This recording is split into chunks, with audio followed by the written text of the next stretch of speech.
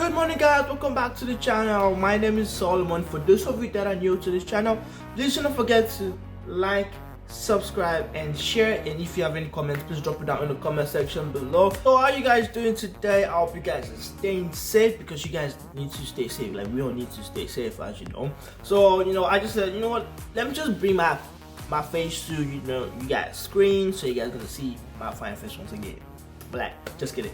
Anyway, so I was just at home, doing this self-isolation thing. Then something just popped up into my head, like, why shouldn't we millennials like get into like investing into real estate? Like, don't get me wrong, actually, like there are people that are actually like into the real estate stuff already. And I know we all have questions. Even me myself, I actually do have questions, but it wouldn't be a bad idea to actually watch some things, like watch YouTube videos on like investing in real estate, ways to invest in real estate. Like, for me personally, I do watch some people. I watch Matt McKeever, I watch the Fruitful Investor, also Ben Humble CEO. He's also into real estate. He's also in Canada here. Like, I have questions, as I've said.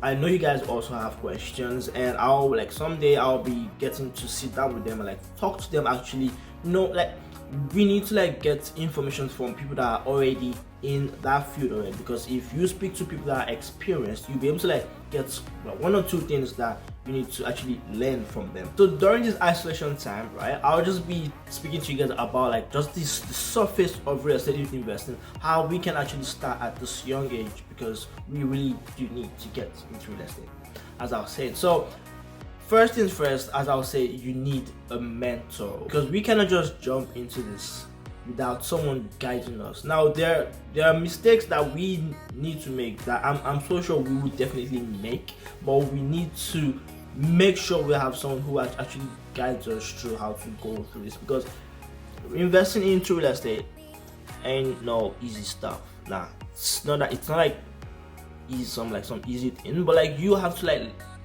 learn it. You have to like enjoy real estate yourself and everything. Now, I'll just touch some few points about real estate, and then I'll then be like discussing like those points, breaking down those points more in like further videos and everything. Is that okay? I know it's okay. If you plan on actually getting into real estate like at this point in time, you actually have to know what type of an investor are you. Like, are you the person who invests for like the long term, or you just invest for like the short term? Now, those are like the two main brackets and aspects of investing in the real estate market. Is the short term or for the long term. So I'll be telling you guys like what investments fall under the short term investment, what investments fall under the long term investment. So first of all, let's start with the long term investment. Now, if you're going into long term investments, there are two things you have to like put in mind. You have to put in mind that yes, you're not expecting returns anytime soon. Like, your return on your investment will be further like down the road, like 3-4 years down the road. And now you have to pick which one you want. You could either get cash flow, so you could either be investing for cash flow, or you could be investing for appreciation. That means that you expect that the building should like increase in price over the years. So that's why I said it's a long-term game. Now, cash flow means you just rent out the property, and then you are actually getting funds from that property. So it's giving you some like extra income, and that would also have to go for a long while until you decide to like just cut short the rental property, sell it, evict the tenants, whichever thing you want to do.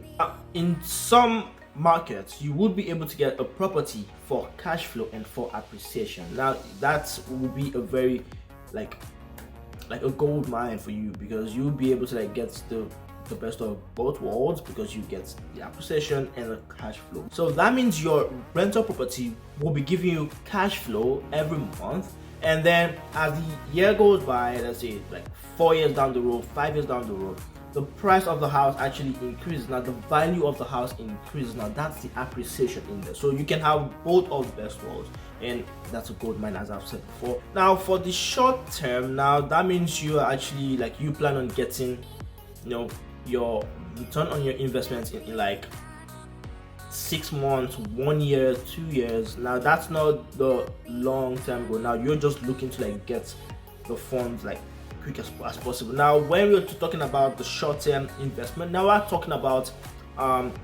fix and flip. That means you buy a house at a low price, you fix the house, and then you resell the house, and then you get profit. Also, another part of the short-term investment is wholesaling. Now this is when you buy a property from someone who doesn't use an agent, and then you then resell the house to an investor who would like to like fix the house and flip it, or fix the house and keep it and rent it out, whichever way the other investor wants to go. But your own aspect is just to buy the house from someone, resell it to someone, and then you get the profit. Now I'll be talking about that in like another video, but like I would just like, this is just the surface as I said before. Another part of the short-term investment is, let's say, buying a house and reselling the house like after a year.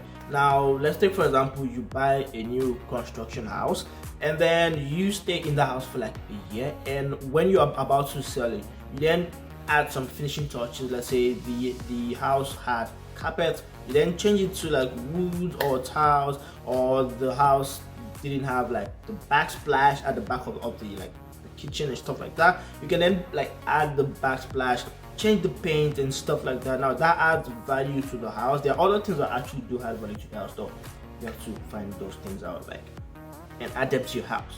You get me? So after a year of you living in the house and you switching up some things, changing some things here and there, then you can now resell the house. Now because you added some other things to the house, now that gives the house value. And also because it's like a year, now the appreciation wouldn't be that much. That's even if the market goes up that year.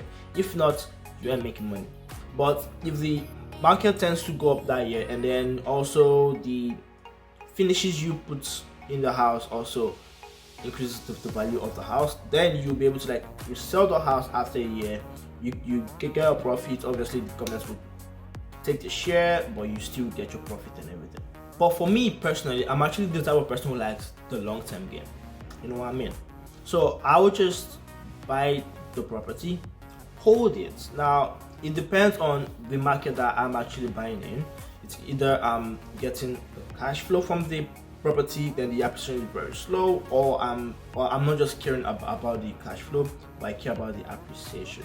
Now I like the long-term game because I'm always the type of person who loves like waiting for the future, like think about the future. There are actually still so many things that I still have to learn about this real estate investment thing, because obviously I do not want to make a mistake, but there are some mistakes that are actually inevitable, and if you do not make those mistakes, you won't learn some specific lessons that you need to learn, because you have to learn those lessons. So the plan down the line is to actually speak with people who have been like well educated about real estate, who have been in the game for a while, that they would share their experiences. I also want to like try and see if I can bring that to you guys, so that whoever wants to know more about these real estate things, right, they can get those information that they need.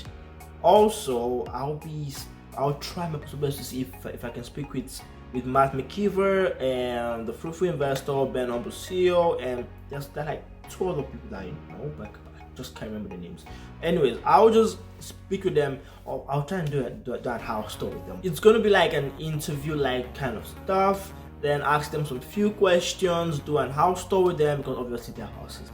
And I think Matt McKeever lives in Earl Mansion. He calls his house Earl Mansion, which I would love to see. He actually invests in London, Ontario, here in Canada. Like he does wholesaling, he does fix and flip, he does fix and hold, I think. But the fix and flip, I'm not too sure if he does that often. But he goes in depth with these things. He does interviews with people, like, and that actually gives me more information.